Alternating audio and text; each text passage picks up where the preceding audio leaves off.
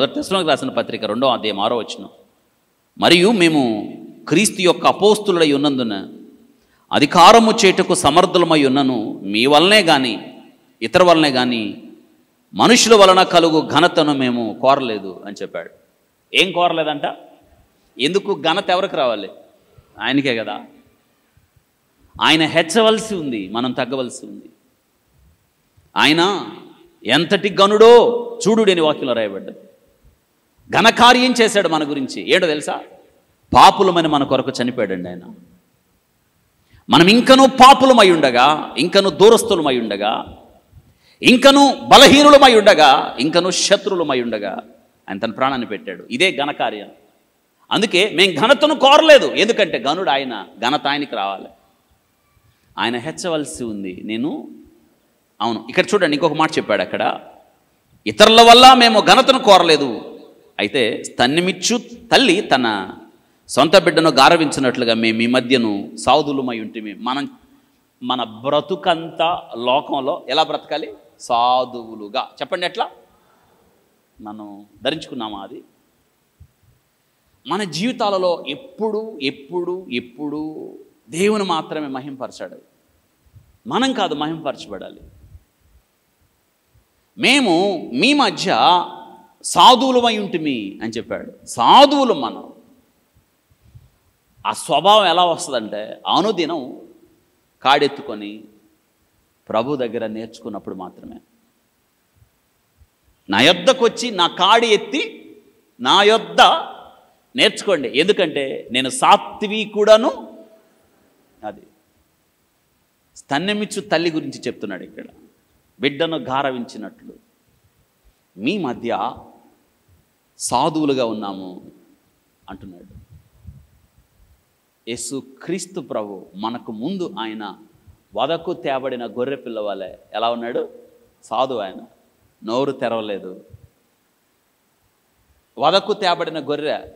మీరు ఎప్పుడైనా గొర్రె పిల్లని చూసారా?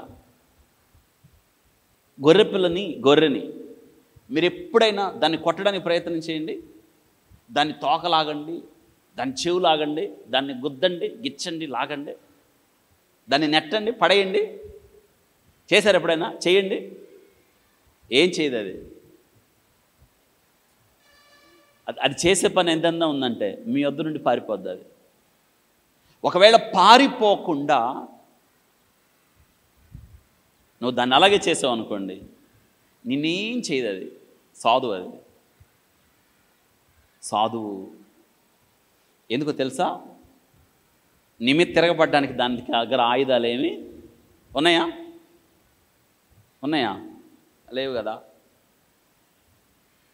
గోర్లు లేవు మిమ్మల్ని గిచ్చడానికి, పీకటానికి, లాగడానికి. కార్లు లేవు, గెట్లు లేవు, పొడవడానికి దానికి. మరి ఎట్ట బతకాలి? దాని బ్రతుకంతా భరించేది ఎవరు? కాపరి. అది గొర్రెకి ఆయుధాలు ఏమీ లేవు. తను రక్షించుకునే స్థితి ఏది లేదు. వదకు తేబడిన గొర్రె ప్రభు తను పోల్చుకున్నాడు. ఆయన నోరు తెరవలేదు అని. సాధువు. ఎందుకంటే నీవు నేను అలా బ్రతకాలని. లోకంలో సాధువుగా బ్రతకాలి మనం. యేసుక్రీస్తు యొక్క శిలువ మరణం మనకు నేర్పినది ఏంటంటే సాధువుగా బ్రతకడం. ఇక్కడ వినండి, పౌలు గారు ఒకానప్పుడు ఎవరైనా ఫుల్ ఫైర్ బ్రాండ్ ఆయన. క్రైస్తవులు శిలువ వార్త ఎక్కడున్నా వారిని బంధించి తెచ్చి చెరసాల్లో వేస్తున్నాడు. ఇప్పుడు ఏమయ్యాడు ఆయన? చెప్పండి, ఏమయ్యాడు? సాధువు అయ్యాడు. సాధువుగా మారాను. సాధువు అయ్యాడు. మారాము మనం. యేసుక్రీస్తు యొక్క శిలువ శ్రమలను మనం చూసినప్పుడు మించి ఇక్కడ మనం ఇప్పుడు ఆరాధనలో ప్రభు యొక్క శరీరం, ప్రభు యొక్క రక్తమునకు సాదృశ్యంగా ఉన్న రొట్టె రసపాత్రలో మనం పాలు పంపులు పొందుతున్నాం కదా. పిండిగా మార్చబడింది ఆ రొట్టె, కాల్చబడింది, రొట్టెగా మారింది. ఏం గుర్తు చేస్తుందంటే యేసుక్రీస్తు సాధువుగా మన కొరకు మారి మన కొరకు బలియాగములో ఆయన జీవాహారంగా మారాడు. ఆయన కార్చిన రక్తం